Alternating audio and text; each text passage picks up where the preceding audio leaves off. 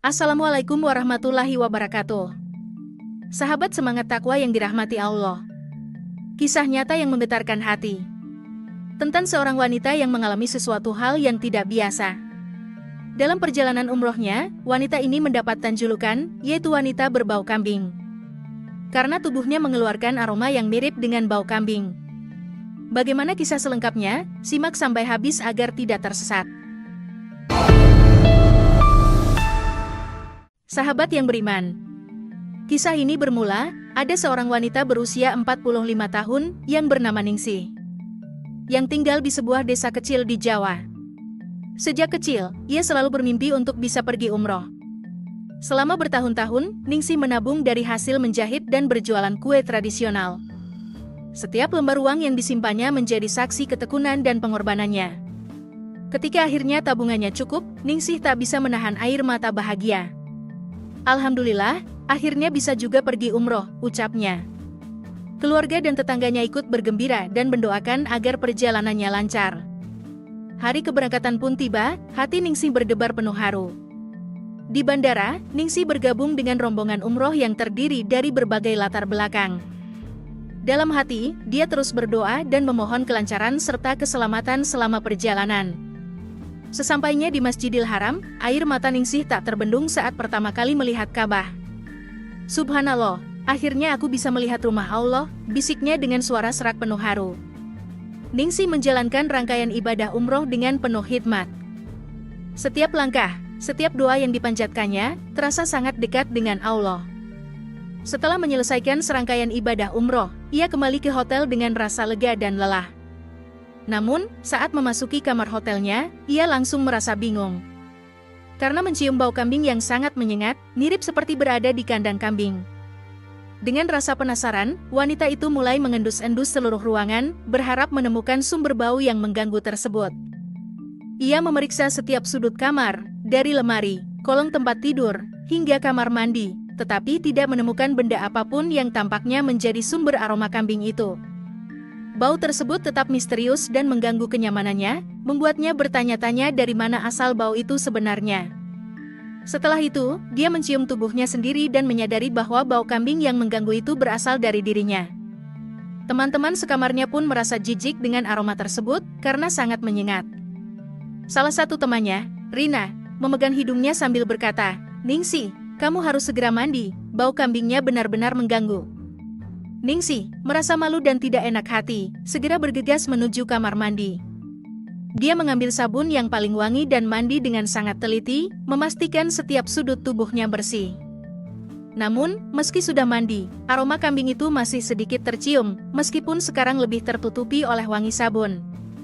Ketika keluar dari kamar mandi, Ningsih bertemu dengan Maya, salah satu teman sekamarnya.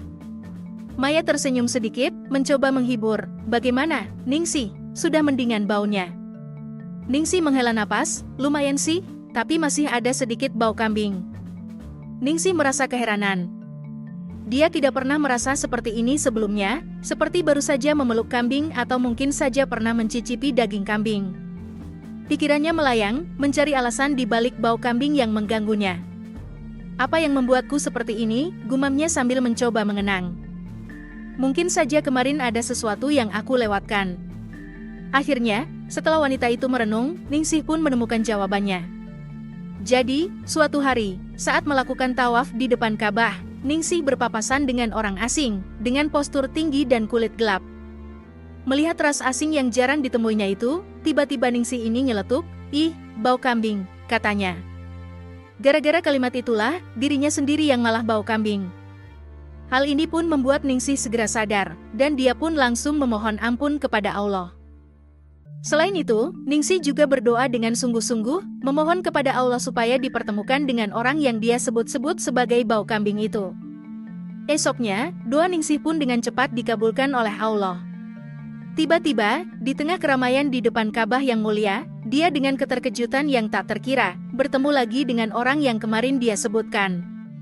Langsung tanpa ragu, Ningsih memanggil orang itu dengan bahasa Indonesia, namun, anehnya, terasa seperti orang itu tahu bahwa Ningsih ingin menyampaikan sesuatu padanya.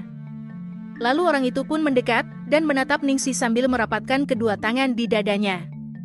Ningsih dengan penuh penyesalan, menyampaikan permintaan maafnya dalam bahasa Indonesia, mengakui kesalahannya mencibirnya kemarin.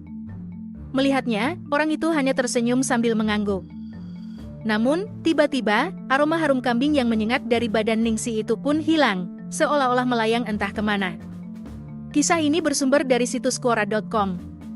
Pembelajaran yang dapat diambil dari kisah Ningsih, yang mengalami pengalaman unik selama perjalanan umrohnya adalah: pertama, mengenai pentingnya berhati-hati dalam penggunaan kata-kata, ini bukan hanya sekadar peringatan akan kekuatan kata-kata, tetapi juga sebuah ajakan untuk refleksi yang mendalam tentang bagaimana kita berinteraksi dengan orang lain dan dunia di sekitar kita.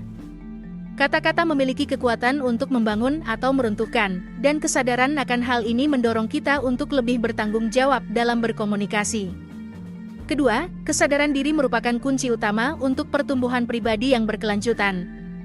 Ketika kita memiliki pemahaman yang mendalam tentang siapa kita, kekuatan dan kelemahan kita, serta tujuan hidup kita, itu membentuk landasan yang kokoh untuk pengembangan diri yang berkelanjutan. Kesadaran diri membawa kita pada perjalanan pencarian diri yang tak pernah berakhir, memungkinkan kita untuk terus berkembang dan menjadi versi terbaik dari diri kita sendiri. Ketiga, pengampunan memiliki kekuatan untuk membebaskan kita dari beban emosional yang menghambat perkembangan spiritual kita. Ketika kita memaafkan orang lain dan diri sendiri, kita tidak hanya melepaskan dendam dan kebencian, tetapi juga membuka pintu untuk penyembuhan dan pertumbuhan pribadi yang lebih dalam. Pengampunan membawa kedamaian dan kebebasan yang sulit dijelaskan dengan kata-kata, tetapi sangat terasa dalam hati yang lega dan pikiran yang tenang. Keempat, doa yang tulus dan ikhlas memiliki keajaiban yang tidak terduga, membawa perubahan yang luar biasa dalam kehidupan kita. Doa adalah sarana untuk berkomunikasi dengan Yang Maha Kuasa, dan ketika kita berdoa dengan tulus dan penuh keyakinan, itu membuka pintu untuk intervensi yang ajaib dan kekuatan yang lebih besar dari diri kita sendiri.